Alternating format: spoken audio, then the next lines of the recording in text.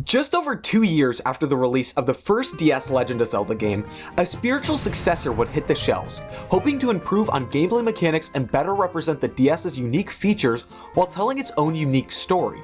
This game would take place roughly a century after the events of the Phantom Hourglass and Wind Waker, and while Link spent his time exploring the open ocean in those games, he would find himself in a newer, more grounded, oh brother, this guy stinks! And less grounded, at some points, world, involving an engineer, a ghost, and the latest and greatest in Hyrule transportation.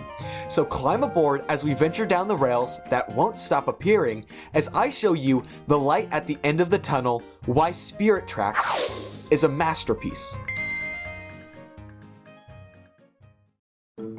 In between the world's most boring story and his graduation ceremony, we meet our not so easily recognizable protagonist, Link. Dressed in an engineer's outfit this time around, we see him waking up after Nico's retelling of our story's history, and then is given some more motivation to get on his feet as his mentor shakes the sleep out of him, reminding him that today is his big day. Taking some time to talk to the villagers before leaving, we can learn a little bit more about this town and our character Link, but eventually he makes his way up to Castletown, introducing the player to the main transportation mechanics of the game along the way. Once there, we start to make our way into said castle, but get stopped. A short man named Chancellor Cole, very annoyed about this whole ordeal, steps in to verify that Link is here for his ceremony, and they both make their way up to the throne room, where Princess Zelda hands Link his engineering certificate and a little note that he must not open in front of anyone. In this note, Zelda asks Link to meet her in her tower, making sure to clarify that it is urgent and requires himself not to be seen by any of the guards, indicating something may be amiss within the confines of the castle. When I was younger, I never actually got around to beating this game. Replaying it now, it's fairly obvious why. This game has some of the better puzzle mechanics when compared to a lot of the other Zelda games, ranging from more logical puzzles, usually revolving around subtle hints and your ability to connect the dots, to more skill-based puzzles, testing your knowledge on what your items do and how you can use them to get through scenarios. These all shine through in the phenomenal dungeons in this game, not having a single boring one throughout the entire story. Starting out with the Forest Temple, instead of throwing everything at the player at once, this dungeon lays everything out in digestible bites, leveling up how much you need to know throughout it. For example, going into the dungeon, the biggest problem you will have to deal with is throwing a nut at a switch on the other side of the room. Not having to deal with mind-breaking ideas just yet, you progress through the temple, eventually getting your item and slowly learning how you can utilize it, using it to clear up poisonous fog and send some enemies flying, until towards the end, you have to utilize your item to do the same thing as earlier, except with the addition of the new bomb enemies. This doesn't end here though. Making your way to the Snow Temple is a whole journey in itself, having to do a little bit of exploring before you can even make your way in there so as to not get caught by the blizzard that protects it. Not only that, but the dungeon subconsciously complements the use of your previous item, being filled with plenty of wind-based enemies for you to shoot down with your whirlwind, and they managed to pull off the same thing, except this time it's a little more complicated from the beginning. You have to utilize not just what you have, but what you know to solve the sliding bell puzzles throughout the dungeon. And the further you make it, the more interconnected the puzzles get with your mechanical skill, forcing you to find out the many ways you can use your items to solve problems. Like the final variation allowing you to better understand your boomerang by having you make the path that the bell needs to move on. While these can seem like simple things, this is one of the best parts of the game, really immersing you in the experience of climbing through the dungeon. Instead of holding your hand, it allows you to adapt, letting you find the solutions, inspiring you to think about every possible answer so that you can set your own limits. All of this progression building continues on throughout the game, having the Ocean Temple challenging to reach, making the player think about their movement in every turn they make. It utilizes your growing combat skills on the train, as well as encourages you to interact with the community for the Fire Temple, with the premise of hunting down beasts to unlock it, but not knowing how to defeat them unless you ask the Gorons what they know of the monsters. And finally, with the Sand Temple, it throws all of those together, making you fight, making you discover, and making you think to get to the hidden dungeon. Where this game has its biggest positives though, is of course in the Tower of Spirits. In the beginning, after the tower breaks into 5 pieces, to even ride his train in the first place, Link needs to restore the spirit tracks that disappeared from the Forest Realm. For him to accomplish this, he needs help from Princess Zelda, who can possess suits of armor after Link empowers his sword and weakens them. Doing this allows the player to control both Link and Zelda, giving the player 2 skill sets to utilize. While Link can use his item to maneuver across the temple to avoid detection, Zelda can walk right in front of the enemies without alerting anyone, and can walk over spikes and through lava, reaching places Link couldn't hope to alone. This premise makes for some of the best strategy in honestly any game I've played recently, giving you so much to think about that if you don't have that childlike sense of curiosity and wonder to guide your decisions, you might get stuck repeating the same mistakes.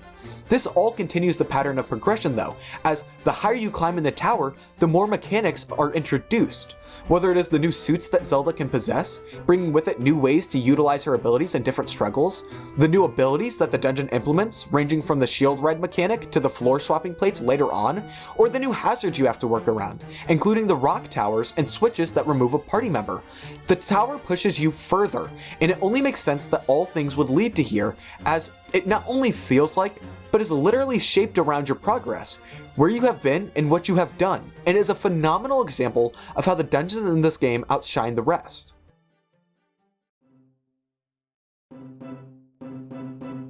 Spirit Tracks has a small library of items in its game, including a whirlwind, boomerang, a whip, a bow, some bombs, and a sand wand. Tied with 4 swords for the fewest items in a Legend of Zelda game, this number can seem very underwhelming for a lot of fans. But you know what they say, it's not the number of items one has on their quest, it's how they use them. The whirlwind is really the item that demonstrates the DS's innovative features at the time, utilizing the microphone to create a flying tornado where Link is aiming. This is the first item you get through the forest dungeon, and when you are introduced to it, you have to use it to unlock new areas that you couldn't reach before by blowing away the fog. Getting it as the first item is also extremely important, as you do not yet have enough hearts to just tank the fog to get where you need to be, making it a necessity to clear the dungeon and making you learn to use it. Getting more involved with puzzles, you can utilize it to stun flying enemies or send the new bomb beetles flying towards objects you need destroyed. While there are other items like this in other games, such as the Deku Leaf or Gust Jar, I feel like this item does it the best, and it just seems natural being a key ingredient in your crockpot of items. The boomerang, also being one of which, is the second item, which you can get your hands on in the Ice Temple. This item expands upon its previous uses in other games, allowing it to steal one of 2 elements depending on what type of brazier it passes through, while still giving you the ability to draw a unique path for it when throwing. This is a game changer, and makes more noticeable a recurring theme you'll find throughout all the items in this game, which is the ability to affect the environment. When thrown around in the new Icy Fire Brazier, the boomerang can turn water into ice, allowing Link to walk on it or even push items on it, shaping his own path. And when thrown through a normal brazier, he can use the heat to melt the snow on the ground, revealing hidden messages. Now, the whip and the sand wand are 2 unique items for this game, acquired from the Sand and Ocean Temple respectively. These items are perfect examples of how this game subverts the limitations of play. First, you get the whip after defeating an enemy with the same weapon, allowing you to swing across wooden beams like a grappling hook. Unlike a grappling hook, however, this item can also be used to steal items from enemies, while also dealing damage to them, making previous enemies that seemed like absolute monsters, and in some cases were mini-bosses, turn into just another average Joe in between you and your journey. While the whip isn't able to change too much environment-wise, the sand rod is the exact opposite, almost purely a puzzle item that really only affects the environment. This item can be claimed from the Sand Temple, and is utilized primarily by allowing Link to make sand piles rise. This is used all throughout the temple, whether it is to unlock new areas that could not before be reached, for moving and stopping some of the contraptions which can save Link from being crushed, or even later in the Tower of Spirits, it can be used to let Link jump on Zelda's shield, or even to let Zelda herself cross over the sand that she would have before sunken due to her massive iron suit. Of course, these are most of the items throughout the game, not mentioning bombs and bows, the recurring items that you find in most other games, but the way that these things interact with the world, the places you find them in, and the order you find them in, just feels so natural. It never feels like this game should have given you something sooner or that a puzzle is impossible. It is utilized in a way of ramping up difficulty, as the farther you get into your items, the more difficult it will become to master them, of course with the sand wand being one of the most intricate. But what about the main item of the game, the namesake Spirit Flute? From all the people I have talked to about this game, most say something along the lines of, "I couldn't make it past the one item you had to blow to use." And while they could be talking about the whirlwind, you don't really deserve to appreciate gaming if you can't use that item correctly. It's very simple. So I assume that they are talking about the flute. This item is very hit or miss for a lot of people, but to me, it is unironically my favorite part of this whole game, and I believe is an item that is underutilized. It can feel silly at first, but the whole driving point for this game was immersion, feeling like you are in the world, and such a small game design choice of having you actually play the instrument, learning how to play the pan flute, it hooked me.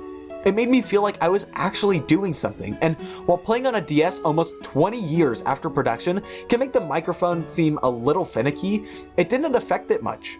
Every time I learned a new song, whether it was from the rocket ships or the Locomo, I wanted to look for new ways to use what I had learned. I think the developers should have actually leaned in a little more on this item. I would have loved to learn more songs or have more uses for the already known ones, because playing the pan flute felt so real, and in an RPG, there isn't much more you can ask for than a good anchor like the Spirit Flute. You might have noticed that I skipped something though. As a wise man once said, you can't really talk about the dungeons without talking about their bosses. Spirit Tracks has some of the most controversial bosses, in my opinion. While they don't have the imprisoned, like from Skyward Sword, they have a variety of bosses that range from good to really bad.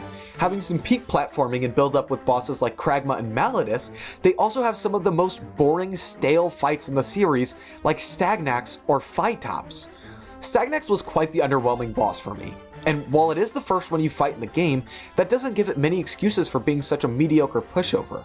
And if anything, it can be argued that it should be one of the better ones. To get the positives out of the way, I really like the two phases that this bug brings to the table, starting a pattern that is followed throughout the game, and I really enjoy how it utilizes the bomb slugs that were introduced as a new enemy in the dungeon. However, this boss is really nothing other than a simple wait and bait for you to blow its back out. Then eventually, after it starts to fly, it's almost the same exact thing. I personally think that the mini-boss of this dungeon actually had way more potential for a boss fight than this guy did. And while it doesn't exactly take away from the game, it can be a boring start to an already slow burner. Speaking of slow burners though, we have the fireman himself on the other end of the spectrum that blew me away. Of course I'm talking about Kragma. After making your way through some of the more boring boss fights of the series, like Stagnax or Phytops, fighting Kragma is such a sigh of relief. Making your way through the tedious fire temple, you find yourself face to face with this giant beast that will smash you into a proper cutout of Flat Stanley if you aren't careful. This boss really rises above the rest through having the player have to focus more on their positioning while putting the pieces together that will let you beat him. For instance, it gives you small hints such as the geysers where platforms obviously belong being right next to a minecart track that goes all the way around the volcano.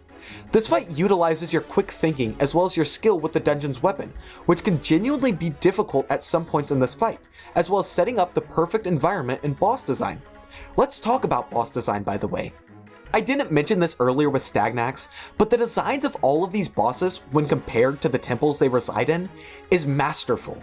Not just stopping at the bug being in the forest temple or a golem being in a fire temple, the designs of these bosses represent the themes of the dungeons perfectly, such as the ancient sand temple holding a skeletal beast, shown worn down and forgotten by the ages, or even Fraz, the master of the snow temple.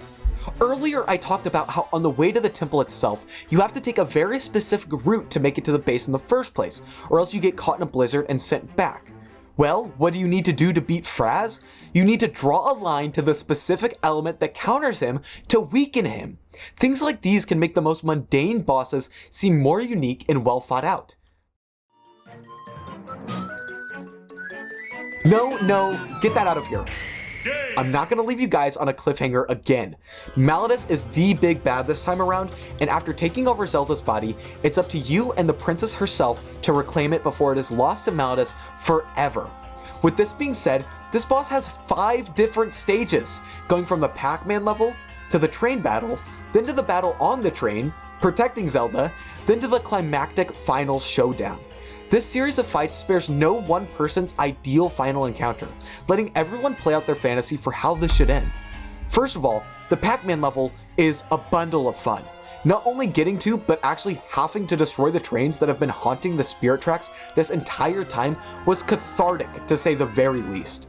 And it shows just how much the player has mastered the mechanics up to this point, as you don't just get to run them over, you have to be smart about it, spacing out when and where you get the orbs so you're actually capable of beating them. One of my favorite memories is from this segment. Sit with me and imagine this for a moment. After this long and perilous journey, you finally have an end in sight. You've already taken out all but 2 of the trains, no, demons, that have been haunting you the entire time you've been on rails. You notice out of the corner of your eye that the last tier that will allow you to destroy these beasts is caught right in between the 2, and it clicks. This is it. The make or break. If you get the tier first, then you're almost there, mere steps away from the end of your quest. But if you don't, then everything is lost. But now is not the time to falter. You slam down on the lever, making pace towards the tier. It's almost within your grasp. You can feel it, but the others could say the same about you. As you close your eyes and brace for impact, you feel the tram get lighter as your vessel absorbs the tier and tears through the other 2 trains. That is how it felt for me in this section. It played out like a movie, barely making it out of that scenario intact, which, for me, demonstrated just how challenging a final battle should be. Going from that to racing against the demon train itself, shooting it out while having to control the train is such a challenge, and if you aren't careful, it can turn bad very quickly. Unlike most other bosses in the franchise, for this iteration, you only have 4 hearts, which makes the fight feel actually challenging, considering that for most of the rest of the bosses, you have more than enough room to make errors. This also just helps the build up for the final battle, as each part of the train you destroy, you can feel yourself getting closer to getting Zelda's body back. And every time you get hit, or you forget to switch tracks, it feels like you genuinely might not make it. I think these 2 stages in succession with the 3rd, and to some extent the 4th, are some of, if not the best moments in the game. Just the impact itself of everything you've been building up to now being within your grasp, bringing down this train is the only proper way of doing this. After all that, you and Zelda, now donned in a phantom suit, climb atop the demon train and struggle against Malladus and Cole in a beam clash, slowly pushing forward, every single step you take bringing you closer to Malladus and reclaiming Zelda's body, which you've been pushing for this entire time, until eventually Zelda jumps and latches on to Malladus, inheriting her own body, and it's up to you as Link to shoot down the Demon King and free Zelda's body from Malladus' control. All of this is really just a pretense to your final encounter though, as after Link wakes up, being knocked out from trying to catch Zelda's body as it falls, you actually control him and need to defend Zelda in a Dead Man's Volley-esque scenario, stalling for time so she can charge up her power and help you defeat Malladus. This can be very hit or miss for some, just like the pan flute, but being placed in between the 3rd and 5th stages of the battle, I think it fits very well. It is a nice warm-up for what should follow, and it's a very good tempo setter. After Zelda charges up her energy though, it's finally time to show this bestial demon what the 2 of you have been working for this entire time and what you guys are made of.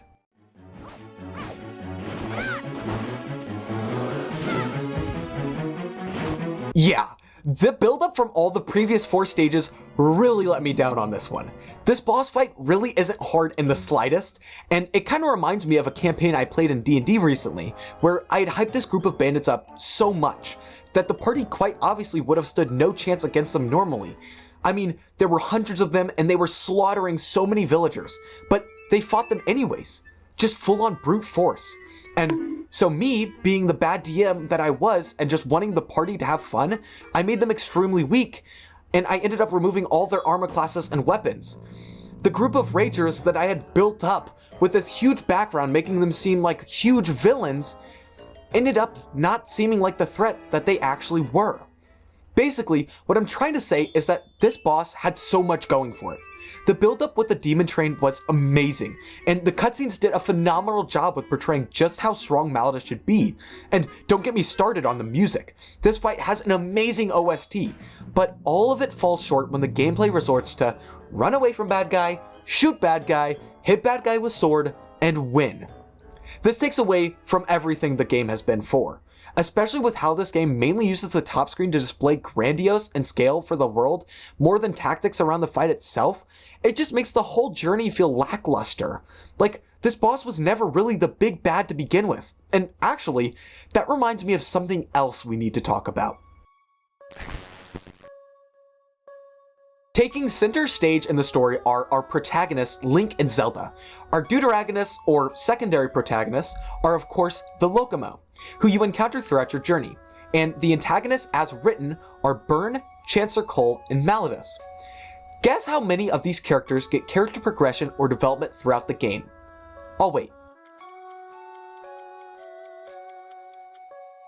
If you guessed any number higher than 2, I'm sorry, but you might be a little disappointed. Being the main focus of the game, the storyline involving Zelda and getting her body back should be the driving force, but it doesn't go anywhere. And in fact, Zelda herself is a static character. From the start of the game, she's seen to be trusting, with her recruiting Link, someone she barely knows. She's a go-getter, wanting to get to the bottom of the chicanery within the confines of her kingdom.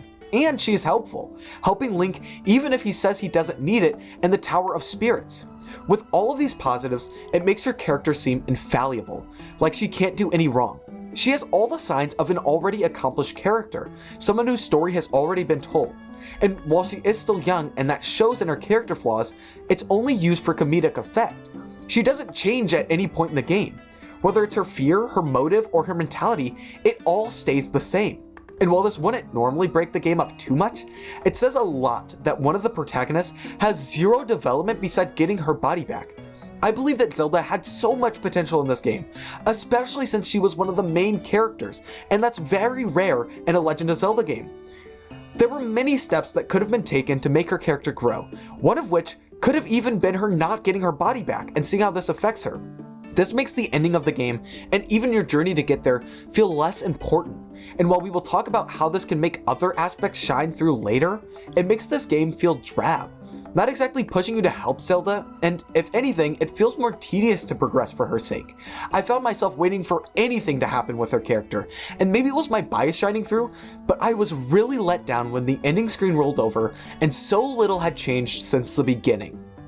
Speaking of static characters, I wanted to touch on the Locomo. They're said to be protectors of the realm, the ones who locked away the Demon King Malladus, and while I love what little of their backstory we get, they don't actually add anything to the game. There's no way to learn more about them or anything that gives them more depth. They could have been left out of the game entirely. Now, this is a little less important than Zelda's lack of development, but all of the Locomo are left to only having one character quirk, usually based around what instrument they play or what environment they live in, which I think is actually really unique and really cool. But their island design, the puzzles to get to them, or even their rooms they live in, none of it adds to their character. And while it is extremely nitpicky, they are there to help us throughout all of our journey, and it's only natural that in a world as captivating as this one, that the characters we meet along the way are more than just a personality trait. At the very least, they could have had some sort of cycling dialogue, but after you clear the temple, they just say the same thing every time you see them. I love this game for the environment and atmosphere that the smaller characters give off, but when the characters that mean something can be replaced with totem poles, I think it takes away from the main story of the game. Speaking of, the two big bads, Chancellor Cole and Malladus, have zero progression. Now, this is more common when referring to villains, especially ones that are more on the demonic side. It's a trope that they just want power and destruction. But when you have another character like Byrne in your midst, it sets the bar higher for the more evil parties in the game because you know that they have the correct writing material, they just don't use it. From the second I laid my eyes on Chancellor Cole, I knew he was evil. He looks mischievous, the way he talks makes him sound pompous and arrogant, and how he acts just makes him, quite frankly, a bad person. And that's not to say his character design is bad, it's quite the opposite. But that's all he is character design. He's just evil for the sake of being evil. And the same thing applies to Malladus, who for all intents and purposes isn't even a character. What little we know about him is displayed through slideshow storytelling and literally the last 10 or so minutes of the game. We learn almost nothing about the people who we are supposed to be combating, except for the fact that they have Zelda's body and they want to destroy the world.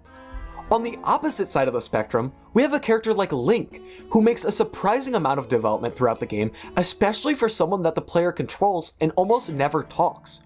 In the beginning, Link seems like a lazy kid, someone who doesn't care about other people and kind of a loner. I mean, we see him first sleeping through his roommate's telling of the story about the world, showing that he has little to no regard for how his actions might impact others. Not only that, but it's his big day, and it's important that he is on time to his ceremony to what seems like everyone but him.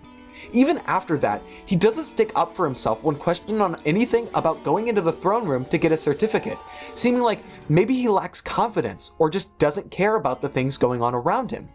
One of these is immediately questioned though after he gets his certificate, when he is asked for help from the princess. It could be brought into question that maybe he just did it because she's royalty, but his actions show that he is willing to help when asked, so maybe he isn't lazy, maybe he just doesn't live for himself. Throughout the game, Link is constantly changing as a person. Whether it's him going back in to check on the people he cares about, like after him and Alfonso are hospitalized, or him helping the different people in each city he comes across, like later on in the game when you get the option to transport people and things, Link grows. Of course, this is because the player chooses to do these things, but as a result, you can see the changes that Link is going through in real time, and especially when throughout the entire game, Link has been slowly growing to accept the help from others instead of trying to do everything on his own, such as when he goes to ask the bridge builder for help, or when higher up the tower, he needs to rely on Zelda more. It all pays off for his character when he and Zelda together stick the Locomo sword through Malladus' skull. I believe this is where some of the best underlying character development is shown in any Legend of Zelda game that I have played thus far. It is a great show of Link maturing and becoming who he wants to be. The final thing I want to touch on regarding characters overall is the world's unimportant characters, like the Anuki or the Bridge Builder, even Linebeck III, everyone. Going through this game, you will meet a lot of new faces, some recurring ones if you played Phantom Hourglass, but there are a lot more people in this world. You remember how earlier I mentioned that Zelda's lack of development could help something else develop? Well, this is it. Where this game really reeled me in was just how different the villages and even the villagers felt. Every person has something unique about them, whether it's how they talk, what their role is, how they look, what they sell, what they offer the plot. Everyone has something to offer. I don't think there is a single small character that you can interact with that doesn't bring something to the table. I kept playing the game, not for the main story, but just to see all the unique people I could meet throughout. Taking the spotlight off of the protagonists allowed for some fun character ideas that really helped immerse me in the world, especially with how perfect the landscape is regarding the areas. It didn't feel like I was being forced to progress the story by interacting with people. I wanted to learn more about this world, and whenever I found the last map piece, I was sad because I knew that I wouldn't have any more fun people to meet. Some of my favorite encounters were transporting people from place to place on my train, like when in Papuchia Village, I had to bring a man from Whittleton down there to make one of the villagers happy. But I couldn't just bring down any man.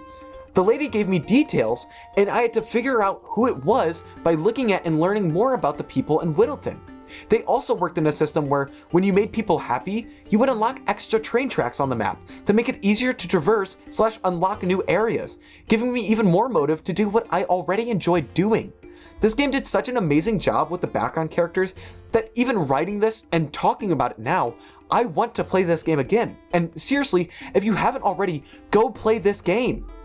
But this is all to say that I think this game did a phenomenal job with the majority of the characters. They just really dropped the ball when it came to the minority that should have mattered the most. Oh, actually, checking my script here, and I think I forgot someone. Byrne is someone we meet fairly early on in the game, who in one shot stops Alfonso, at the time the strongest person we knew, and our mentor, and displays just how large the gap is between our skill level and his by sending Link flying, not even with his metal arm. He is a man that is shrouded in mystery, spoken to like a pet by Chancellor Cole, while still working at his side trying to resurrect Malladus all the same. And this shows even better with his main dress piece, a bandana that covers half of his face. It adds to the ambiguity of his character. Who is he? Why is he helping Cole? How did he get that sick metal arm? Progressing throughout the story, we don't actually learn anything about him. That is, until we unlock the final part of the map, leading to the Fire Temple. Suddenly, after all this time rebuilding the tower, Byrne appears right in front of us, stating, "If you just minded your business," implying that he didn't want to have to hurt Link, that maybe there's something underneath his evil exterior. This is when Anjean, the tower spirit guardian, comes in and stops Byrne, and as he is on his way to the door to block off the exit so no one can escape combat, he drops the bombshell that he used to be a student of the Locomo, who wanted to train under them so that he could get more power. But when they never granted his wish, he left them and went to help Malladus. This reveal wasn't expected by me. I found it shocking that someone who was once a student of the Locomo, the beings who sealed the beast, would turn their back on their mentors and work to reverse what they did, even knowing all the destruction and chaos he caused. But it made sense, and he was only driven by power. As Link and Zelda are teleported out of the room, it is implied that Byrne and Anjean are going to battle to the death. This makes a shocking reveal when you climb up the tower again, trying to rescue Zelda's body, and you run into Byrne. The mood is somber, and as his theme kicks in, all you can think about is, did Anjean really lose? But you don't get the time to think. You and Zelda need to work together to beat him, using your mechanics that you have spent time mastering throughout the entire tower to take him down. There's something to be said that this is one of the two fights that you are controlling two people for, as it can almost seem like had Byrne stayed on the side of the spirits / Locomo, he would have been fighting alongside Anjean, and almost a perfect foil between the two parties.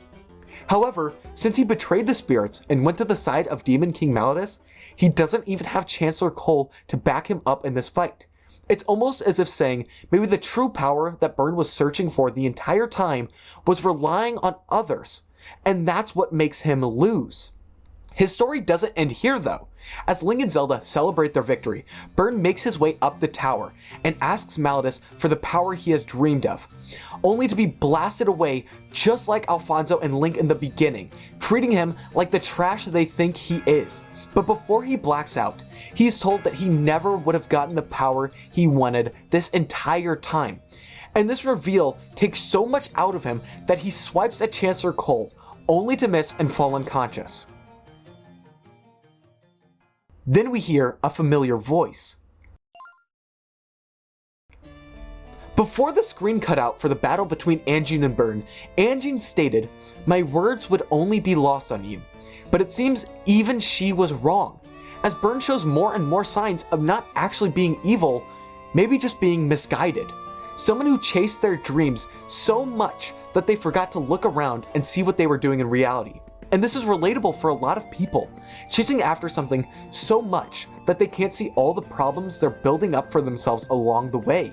Byrne is by far my favorite character in this game, as he wraps his story up by switching back to the side of Link and company and telling them how to find Malladus and retrieve Zelda's body. And even after all that, he quite literally sacrifices himself to ensure that Zelda can get her body back while dropping one of the best lines in the entire game. Byrne is the definition of the fool. He works hard to get his power, to become stronger, shown by his physique and just how strong he is without his metal arm. But that isn't enough for him. He betrays his mentor, disregards his morals, and walks down the shady path alone, not gaining the power he wanted, turning his back on what he had, all for a shot in the dark. And where does he end up?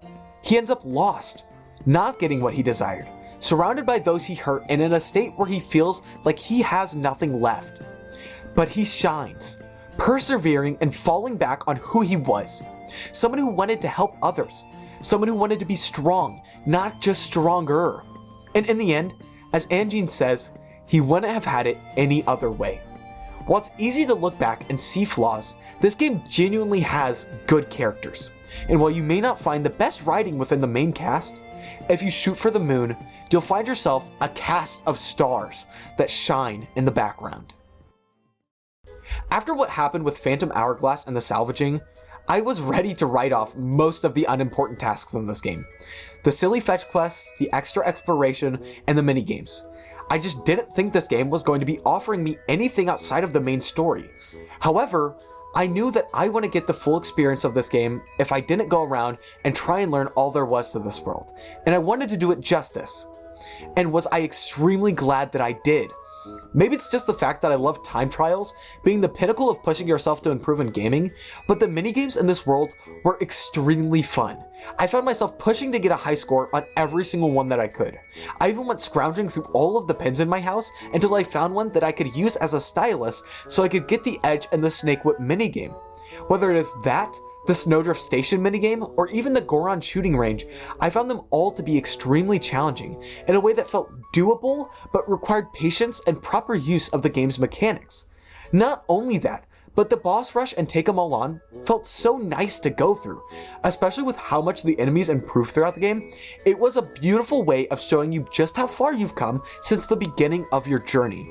The minigames aren't the only good thing though. The map itself feels so alive, having the quadrants of the world feel like their own unique personality. Whether it's the undermined design of how the snow portion slowly turns to grassy plains the closer you get to the Fire Mountains, or how the monsters that you fight on all the quadrants all correlate and perfectly match the environment. This game really does an amazing job at immersing you in the plains that reside in it. It doesn't even stop there though. Look at the people of each village from the quadrants of the map. The people of the Forest Realm, being stuck in the most basic part of the world, are ever the adventurous, wanting to set out and explore the rest of the world. The people in the Snow Realm, bundled up and living in small villages, very tight-knit as to embrace the cold. The Gorons in the Fire Realm, with rough, rocky exteriors to combat the heat and roughen up for their rocky living conditions. And, of course, the people of the Ocean Realm, being more spiritual and carefree, letting the wind and the waves guide them and take them where it wants to. This isn't to say that everything about this game is sunshine and rainbows, though. The salvaging still kind of exists, except this time it has taken on a newer, more demonic form. Specifically, a bunny. One of the many mini-games in Spirit Tracks is the world-renowned bunny catching portion. After you beat the Forest Temple, you can make your way to Bunnyland, where a weird man will give you a net and ask you to catch a total of 50 bunnies for him. Now, this may not seem like a lot, but when the max you can catch your first time around in any given realm, at least for me, was 5, it starts to feel a little more hectic. This isn't even the worst part though. As I stated earlier, exploring the game is one of my favorite things. These forsaken hares will not stand still for anyone. I swear that I should have caught at least 10 of these suckers on my first time around, but they just slip through my net or pull a Yui at the last second. And while it isn't required, it's still a part of the game, just like salvaging. It's still extremely annoying, especially when you want to help everyone and do every portion of the game that you can. This isn't even that bad when compared to the daily play aspect of the game though. When I tell you that I could have beaten this game in 16 hours, I'm being humble. I swear I beat it in under 20 on my first playthrough, and I was taking my time. This in and of itself isn't horrible. Some games nowadays that cost $60 can be beaten in less than 10 hours. But when the game adds an aspect that you need to log on every day to use, it makes the game rough. It isn't so bad with the lottery system that they put in, as it's more of just a fun gambling mechanic that offers no actual big game-changing reward, but they do it with Beetle's Shop? This unironically had me fuming, as to get one of the heart containers, you have to spend a certain amount of money there, and the shop does not sell any new items until the next in real-time day. This threw me through a loop, as I did not have the time to play this game for more than give or take 4 days, as my DS was actively deteriorating, and so I had to resort to the tactic of chugging potions and wasting rupees to fill them up until I could reach the point total. Again, it's not needed to beat the game, but it's still a portion, and oh my goodness, it slapped me back to reality so quickly. Back to embracing the positives for a minute, this game's design is phenomenal. I didn't say this in the last video, but after playing all 3 of the Wind Waker trilogy again, I can say with my chest that this game has the best visual style out of the 3. Taking the more toony graphics of the games and putting them to the DS was the best move that Nintendo has made. The more pixelated limitations of the handheld combined with the softer visuals really reinforces what I feel the main drive is. I always thought that what these games were going for, a cozy exterior with a more serious undertone, was perfectly suited by the style choices. Whether it's the visuals of the characters themselves, the coloring that they use, or just the atmosphere, it all supported it so well. But this game just goes the step beyond. From the beginning of the game, even the opening, everything just flows so smoothly. Especially for a DS game, I feel, this is very rare. Whenever you get the cutscene of Byrne manhandling the duo in the beginning, you can feel the weight of his punches, and the impact of Alfonso flying into the train.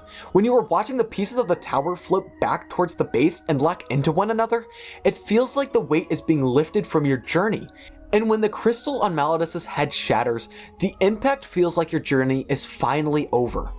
All of this thanks to the collaboration of the visuals and the limitations of the DS. One of my favorite things is just seeing Link's hat flowing through the wind in the cutscenes, or the puff trails that the Lokomo leave behind whenever they move. Small things like these are just so beautiful. The world itself isn't alien to these compliments either. The layout of the land is gorgeous, from the textures that decorate the environment to the angles of the hills that your train rides across. The visual performance of this game is truly a masterclass among the rest, with the actual actions taking no backseat either. One of the better parts of this game is its visual comedy. Whenever it tries to make a joke, like Byrne getting away after Link and Zelda are caught celebrating, it lands. Not just because of the timing and how unexpected it was, but because of how well the visuals are played out in the scene. Take a look at it for a moment. As the heroes have a one-off moment to appreciate their triumph, they get distracted and are absorbed into a world of their own. Not told to us, but shown to us by everything disappearing around them in a white light. Along with that, the subtle changes to the facial expressions forming on Link's face makes it feel so natural and fluid. And the angle they chose to portray this scene at just adds to the comedic effect, as Link is quite literally half the size of Zelda, and he has to do a Super Mario jump just to get a high five. And as the camera pans around, and a nice shot showing the bond between the two, the backing fades as we see Byrne hobbling out of the room. Not to get super nerdy about the breakdown on the funny, but design choices like those just embrace the warm feeling you get from seeing the pair together, and pull you back in without having a weird tension snap. Not to say that all the funny moments in this game hit well. In fact, a lot of this game's comedy falls short for me, as it just relies on Zelda's lack of development. Sorry, not going through that again. But when the comedy does land, you can usually mark it down to the animator's doing. This is not a DS game. The Legend of Zelda Spirit Track's only pull for being in the DS's catalog, besides being a touchscreen game, is its use of a microphone. I've been trying to hold off with the comparisons to Phantom Hourglass for this video, because a game should not be upheld by its predecessor, it should forge its own standing and be shown in its own light.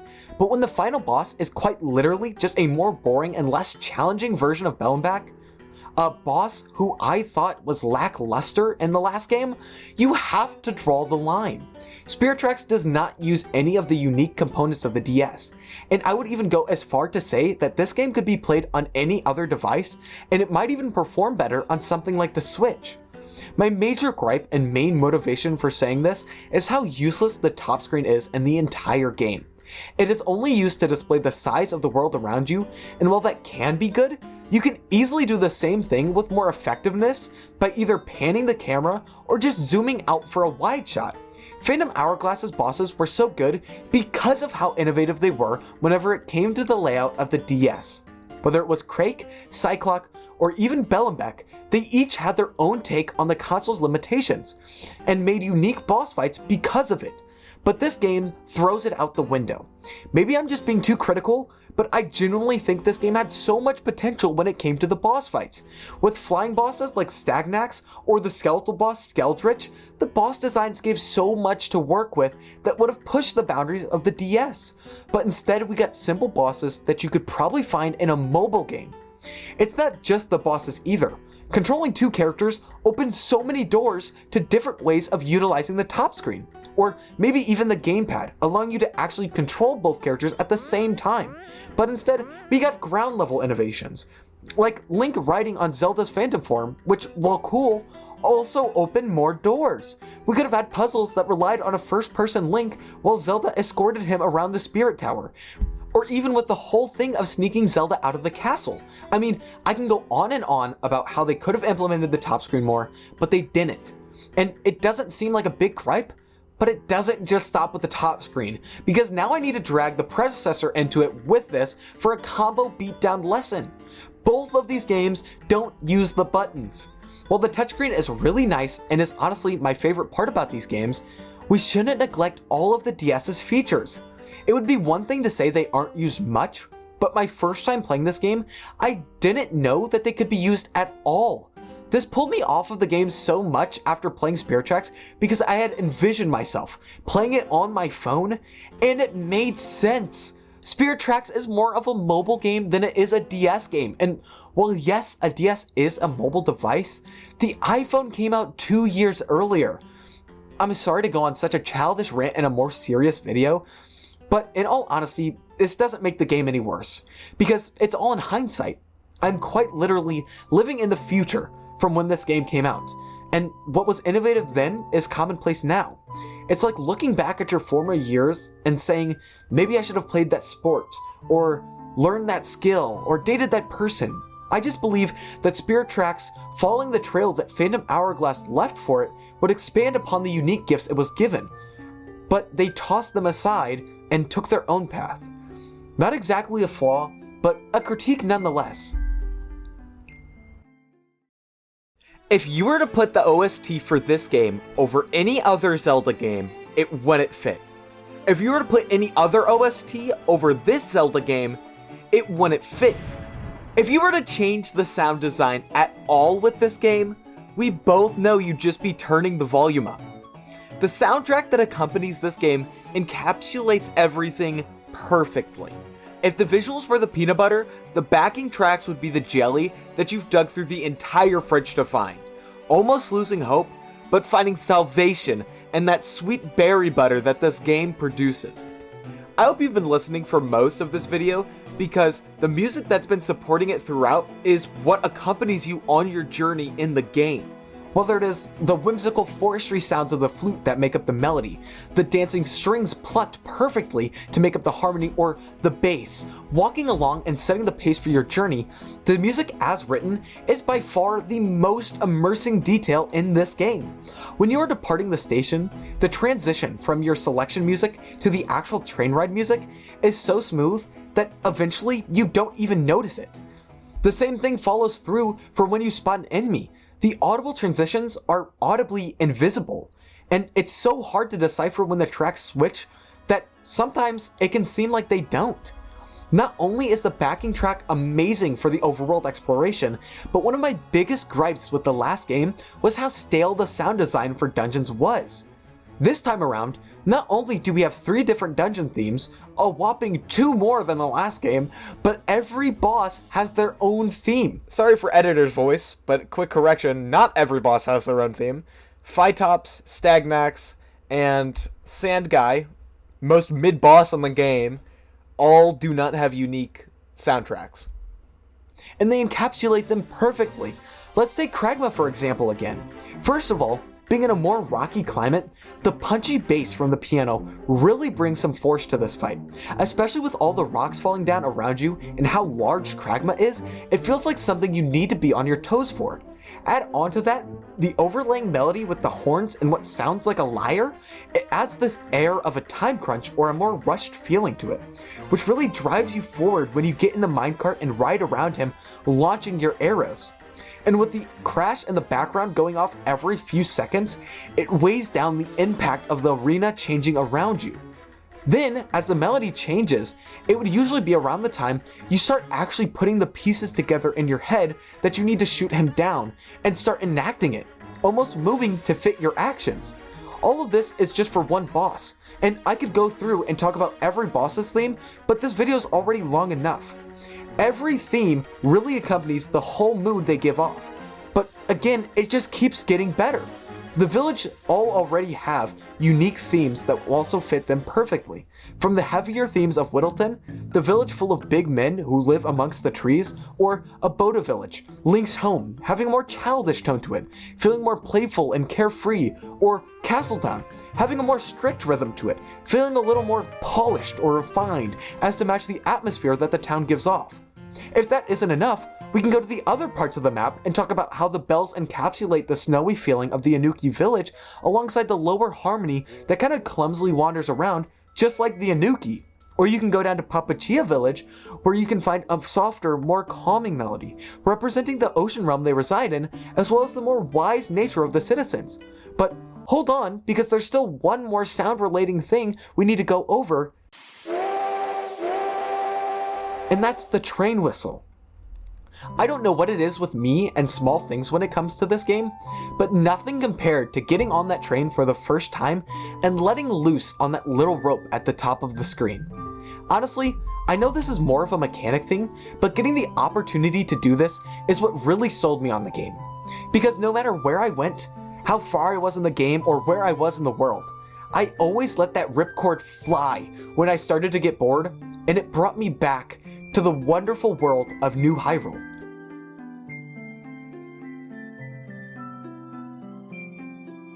Now, I may have gone on quite a few rants. Some things you won't agree with, some you might, but overall, this game is amazing, and that's what I wanted to come across as in this video.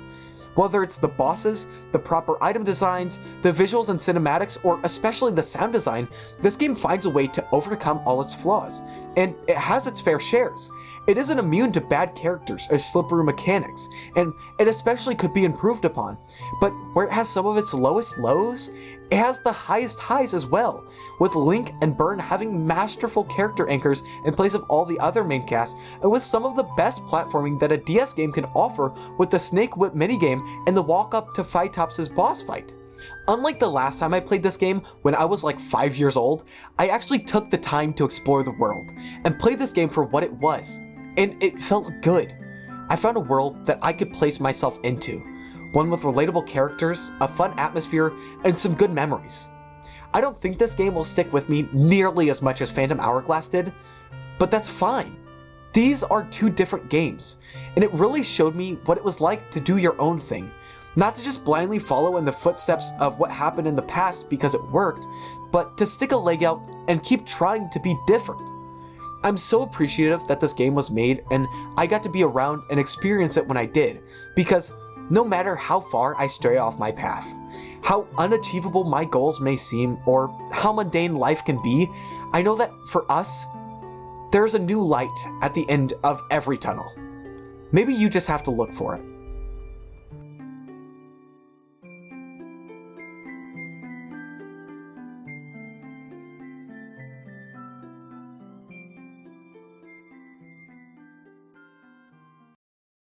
So what did you guys think of the video? Did you like it? Was it bad? Did I maybe talk about stuff a little too much? Go on too many nerdy rants? Or did I not touch on stuff enough? Let me know in the comments and I'll try to get to every one of them and have a conversation with everybody. And speaking of conversations, we have a Discord.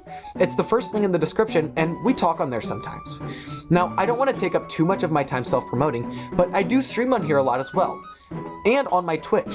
So I hope to see you guys around there sometime. But this is going to have to be all for now, as it's pretty late for me and I've recorded this like 4 or 5 times now, and I'm a little tired. But make sure you guys are staying hydrated. This has been me, Logan, and I am signing out. Have a good night, everyone.